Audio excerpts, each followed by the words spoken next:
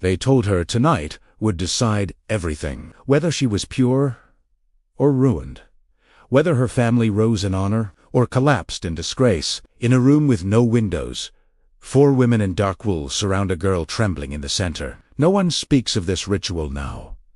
Rome-buried Italiano historians soften it, but the truth is brutal. Rome had a secret test to judge a woman's purity, and tonight, a 14-year-old girl must endure it. Her father waits outside. Her future husband waits across the city. But right now, her body is no longer her own. This is the night Rome feared to remember, the night every Roman girl prayed to survive. Her name is Aliad Young. Quiet, raised to be obedient. Her marriage has been arranged, not for love, but for politics. Her groom is a young politician, hungry for status. Her purity is his guarantee, a legal promise of unbroken lineage. The door shuts. The examiners, the matronae, step forward. Their faces are carved from stone, their hands cold, dry, practiced. They have done this many times. The ritual begins. One matron lifts Elia's chin. Another circles her like a predator, inspecting the softness of her skin. A third prepares a bowl of water. A fourth holds a wooden rod. Elia's breath trembles in her chest. They begin with posture, hips, shoulders, the curve of her spine. Woke. Then, her modesty. A matron pulls down her veil. If Elia reacts to slowly, she is if she reacts too quickly, she is hiding guilt. Rome was a master of impossible standards. Next, her hands, her nails, the softness of her palms. A noble girl was not allowed to show signs of labor. To Rome, purity also meant luxury. Then comes the hardest part, the part Rome never recorded in writing, the part whispered only by midwives and mothers. The purity test. Romans believed the body remembered impurity. Their knowledge was wrong, superstitious, cruel.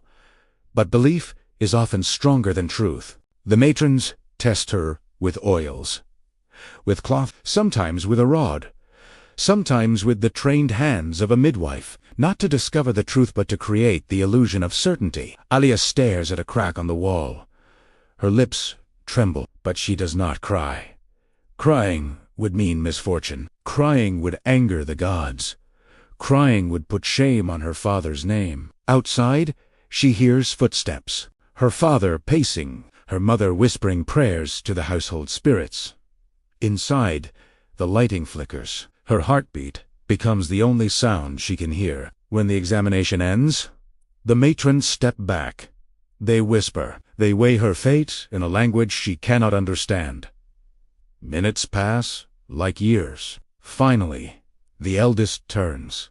She is suitable. Let the marriage proceed. Elia collapses into her mother's arms.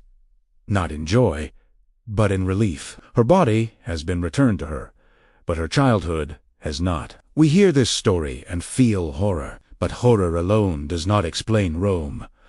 Rome built an empire on order, on hierarchy, on control, and purity. Purity was another form of control.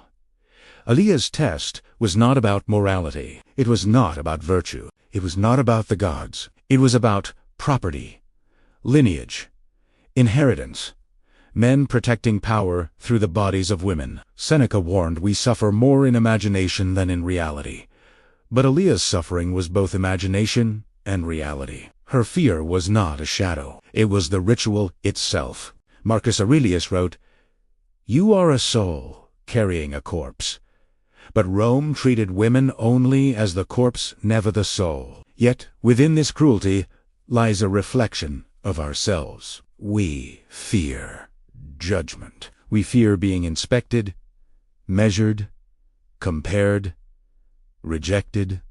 We fear that others might uncover a flaw we have worked our whole lives to hide. Elia's exam becomes symbolic. Every day, we face our own matronae, people whose approval we crave, the expectations we carry, the standards that suffocate us, the roles we did not choose but must perform. Epictetus told us, if you want to be free, Stop wishing to be approved by others. Rome enslaved women with rituals, but we enslave ourselves with fear. Aliyah survived her examination, but many of us never survive the examinations we impose on our own minds. You cannot build your identity on the shifting opinions of others. You cannot build your worth on standards you did not create. You cannot build your life inside a room with no windows. Tonight, think of the place where you still seek permission, a role you cling to, a judgment you fear, a version of yourself you are scared to outgrow. Whisper to it, "You do not own me." Loosen your grip. Step out of the circle of inspection. Step out of the ritual of approval. Your value is not decided in a room, not by 4 women, not by society, not by tradition. You are not here to pass someone else's test. You are here to become someone no test can measure. If you seek ancient wisdom, stay close.